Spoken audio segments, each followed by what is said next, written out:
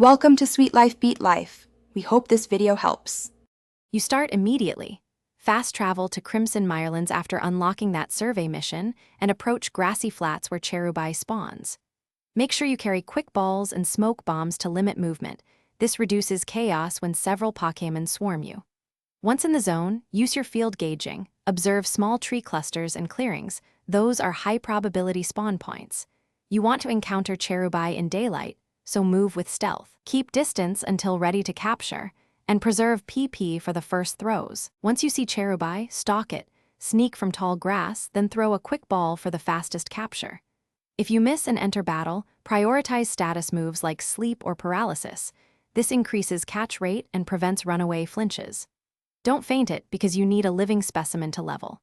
After capture, focus on steady XP. Use the EXP share or train in nearby high EXP zones to reach level 25, which triggers evolution. Keep healing items ready to avoid losing progress. Finish by leveling Cherubai to level 25 in any safe training loop. Evolution to Cherrim should trigger right after the battle ends. If it does not, first verify the level is exactly 25 or higher, then remove any held item that might block evolution and try another battle. Sometimes a scripted animation or lag prevents the trigger.